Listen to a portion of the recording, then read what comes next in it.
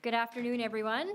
Today, our government introduced the Building a More Competitive Economy Act in partnership with the great ministers across government, many of who are joining me here today. They have helped strengthen this bill and build this bill so that we have a path forward to our plan to protect Ontario. Over the past 7 years, our government has made significant progress in cutting red tape, speeding up approvals, and supporting people and businesses. We are leaders in regulatory modernization, saving people and businesses nearly $1.2 billion and 1.8 million hours every year. But the threat to our workers and the economy from south of the border has reinforced the need for urgent action. We need to do more, even more to protect our economy and workers from external threats, including President Trump's tariffs. And the best way to do this is to make Ontario the most competitive place in the G7 to invest, create jobs, and do business. The bill I just introduced today helps deliver on that goal. In partnership with ministries across government, we're building a stronger, more resilient economy in Ontario and in Canada. We're supporting labor mobility across the country, making it easier for people to get on their job faster in Ontario. We're supporting Ontario workers and businesses through government procurement, and we're taking a comprehensive look at every single economic development focused permit in government to make sure they aren't standing in the way of businesses looking to invest and create jobs here in Ontario. I know workers and businesses and business owners are worried about how tariffs and trade wars are going to impact their jobs and communities. And our message is clear. Our government will continue to be there. We're already delivering nearly $30 billion in support for tariff-impacted workers and businesses, which are helping keep businesses open and keep workers on the job right now. But we are also focused on long-term plans to protect Ontario by building a stronger, more resilient economy that can attract jobs, invest, and stand up for anything that comes our way for decades to come. We're taking decisive action to protect Ontario's future, and we're excited about the opportunities this legislation will help to unlock for workers, businesses, and communities across the province. I want to thank the great team behind me and our entire government who helped build this bill together, and together we will protect Ontario. With that, I'm happy to take questions. We'll now go to questions. If reporters could line up at the microphone behind me, please identify yourselves by name and outlet, and it will be one question, one follow-up. Minister, are you concerned, or maybe you're not concerned, but the last time you had a red tape cutting government that talked about water protection, we ended up with Walkerton. You're talking about making it faster to get water permits. How do we prevent another Walkerton? Look, what's in this bill is actually getting water protected faster, but I will let the Minister of Environment, Conservation and Parks elaborate on that. Well, you used to be the Minister of Environment, though, Minister. Thanks, Colin. Yes, I'm the Minister of the Environment, Conservation and Parks. And it's very, very important that we learn from history. That's why we have the Ontario Water Quality Agency and the Walkerton Water Control Agency as well. These arose out of the O'Connor inquiry 25 years ago. And if we learn from history and we make sure we don't repeat the mistakes of the past, we'll get it right. It's always about balance, of course. That balance includes protecting water, clean drinking water for all, making sure, though, that we focus on not having unnecessary repetition when it comes to the testing process or the monitoring process. That's all this is, streamlining, making sure we get it right, but first and foremost, making sure we protect clean water source protection and clean drinking water for all. For Minister Sarkaria, what is the speed camera piece doing in a bill about economics? Well, look, this is the vehicle in which we will use to ensure that, as per our commitment a couple of weeks ago, that we repeal the legislation and we move forward. in ensuring that, we're protecting the pocketbooks of Ontario, but also focusing on safety. Our focus has always been on preventing speeding at the point of entry into one of these zones, not by a ticket 3 weeks later, but this is a legislative vehicle that we'll use to ensure that gets done, and that we're working with municipalities as well to see how we can put forward some more work around traffic calming measures as well. Minister, you and the Premier have said repeatedly that speed cameras are a problem. They're a cash grab. But if they're a problem, aren't they a problem that your government created by enabling municipalities to have them across the province and moving these regulations forward in 2019?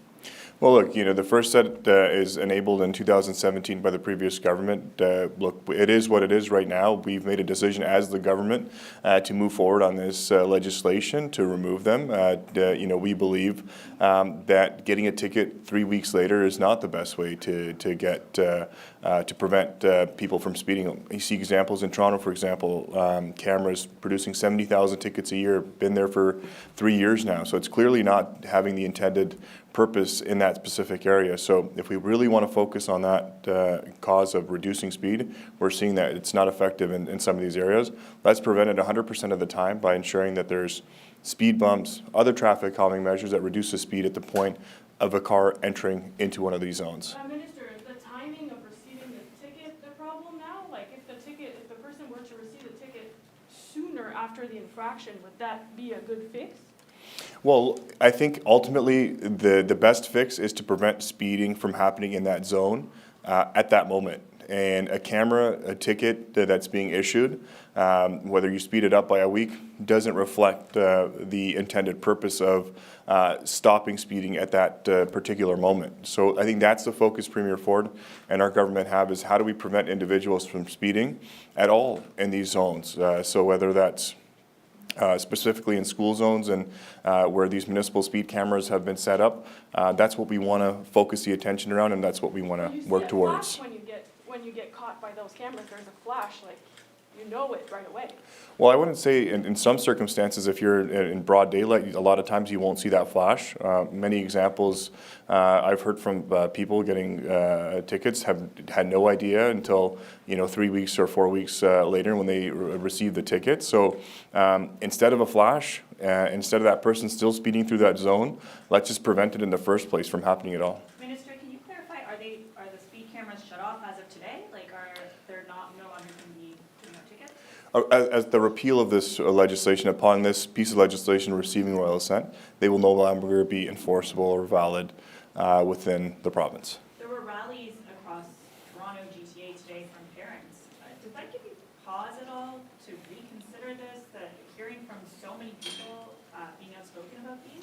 Well, I think our purpose is to prevent the speeding in those zones, and I think our intention, everyone is well-intentioned in the fact that we want to stop speeding in these zones. We want to ensure that we have effective tools, effective measures. So we agree on the end purpose. I think, if we look at the variety of tools that we have, once again, there's only 37 municipalities that are using municipal speed cameras at the moment. There's the vast majority, over 400, that aren't right now. So there's other ways to combat this rather than punishing pocketbooks, and that's what we really want to focus on, of effective measures at the point of which a vehicle enters these zones. And so I think that's a view that's shared by all of those in this conversation, is safety around school zones, and that's what we want to look forward to and protect. Circling back to red tape, I wanted to go into environmental protections a little bit, with the government having criticism from Bill 5. Are there any environmental concerns with cutting red tape and speeding up approvals for major projects? Thank you for that question. So what this bill is about, when we talk about protecting Ontario and unleashing our entire economy, is looking at, across the enterprise, 332 permits, and how we can get those permits either eliminated or approved faster without jeopardizing the integrity of the environment or public safety. I mean, we are in a critical moment right now. We have to seize the moment. We have workers who are looking for work, and part of that is getting rid of the red tape that's standing in their way. Thank you. Do you want to elaborate? Just to supplement my colleague, Minister Khanjin, on that, we are, under Bill 5, moving toward a registration first or permit by rule approach. And this means that when projects are shovel-ready, proponents can register and move forward. But strict compliance is absolutely going to be the rule of the day. And in fact, we've stepped up the investigative and enforcement powers for any proponent that might harm any species at risk. That actually is stronger enforcement powers with potential penalties that include jail time. So we're striking that balance just right, but the new culture of registration first or permit by rule is an important way to streamline to get things built faster. I have a question for Mr. Harris. I understand you've been talking to the fisheries minister about Marineland's belugas. I'm wondering what you could tell the public about what the province is doing. Yeah, obviously we're keeping a close eye on what's happening down in Niagara Falls at Marineland. Don't want to speculate right now about what's happening, but have had conversations with Minister Thompson. Good conversations about what we can do should Marineland be able to find some other suitable homes for these animals. We want to make sure that we're working in close collaboration with her to make sure that we can expedite anything that should come up over the next little while. Are you guys helping at all? I would say that we're certainly keeping an eye on what's going on. Obviously, Minister Kersner and the animal welfare folks have been down there. They've been doing some surveys of animals to make sure that they are, of course, in good condition, which reports have come back that they are. We're looking at matchmaking different partnerships that we can help build through provincial channels, and again, working with all parties involved to try and come to a good conclusion down in Marineland. For the health minister, I'm just wondering if you can talk about some of the changes in this bill to fast-tracking the approvals for some of the health professionals mentioned. Why those health professionals specifically? Yeah, great question. So it really is an expansion on something that we began almost 2 years ago, where we put in as of right rules for nurses and physicians, and it really allowed those individuals to be able to practice in Ontario immediately using their current in good standing license in another Canadian jurisdiction. And with today's introduction, we are now expanding that to another 16 regulated health professionals. And it's not a matter of poaching, recruiting from other Canadian territories and provinces. It's really an acknowledgement that if people want to be in Ontario, then we want to make sure there are no barriers to allow them to practice in their chosen profession. Any concerns about them getting adequate training in this fast-track process? So keep in mind, these are all individuals who already have licensures in other Canadian jurisdictions. So it allows them to immediately be able to start practicing in their chosen regulated health professional, an additional 16 with today's legislation, and they will continue to be under their current licensed school, and then as they have 6 months to be able to do the transition and get their current license up to date and approved in the province of Ontario. So these are all individuals who already train in other Canadian jurisdictions. We're just giving them the opportunity to immediately start working, and within that 6-month time period, the regulated health professional colleges will approve and go through their license. Minister, can you address some of the controversy about the changes you've made for residency, the 2 years of high school required for international medical graduates? Some of the profession are saying that this will mean fewer doctors. They're also saying that it's unfair to do this right in the middle of the application process. Can you address this? Absolutely. So as we expand primary care in the province of Ontario, we knew that there was some opportunities to make sure that additional training was also there. So, of course, we have added medical seats to every Ontario medical school in the province of Ontario. Northern Ontario School of Medicine actually has, in fact, doubled the amount of seats.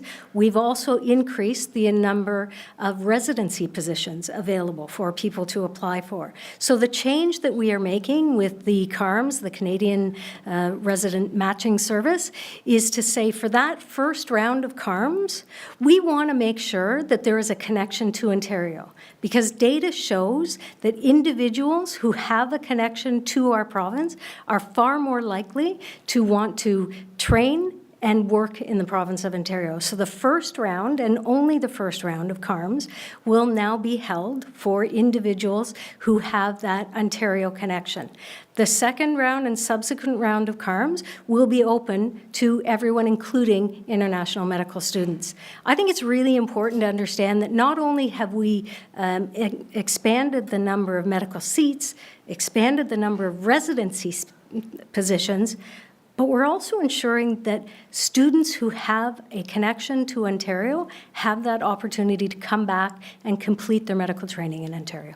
But why in the middle of the application? Isn't it unfair these people have worked so hard to get it to? Listen, it's one part of a application, and I will say again, it's only for the first round.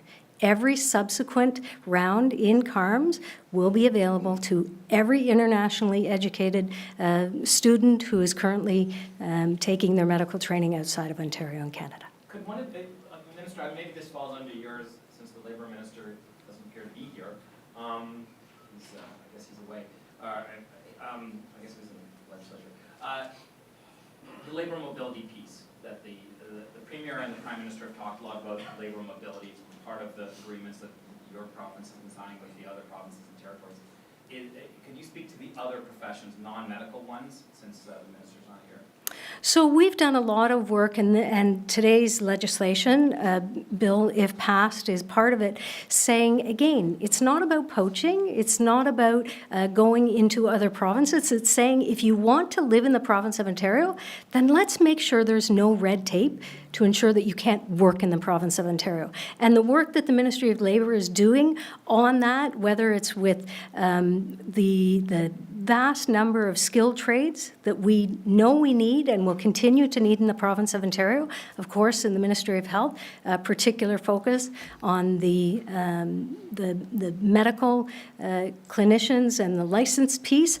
Look, we have 26 regulated health authorities in the province of Ontario, all with licensed medical individuals who get licensed to practice in Ontario. And I want to make sure that if people come to Ontario, there is not a barrier for that. And I have to say, I'm going to give a shout out to the College of Physicians and Surgeons of Ontario, the College of Nurses of Ontario have done exceptional work in terms of making sure that there is no backlog, there is no delay.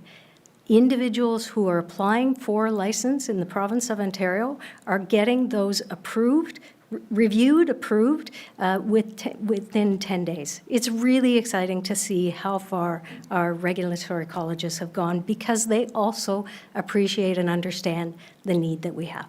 Last question. As Deputy Premier, I want to ask you whether you support still your colleague David Piccini in his role regardless of the controversies related to the SDF? There is no doubt that the work that Minister Piccini is doing and has been doing, ensuring that we have the appropriate skilled labor in the province of Ontario is absolutely critical to our success as a government. Look, we cannot grow our economy if we do not have skilled employees out there ready to work. And that is the work that Minister Piccini has been doing, and I proudly support it. Thank you.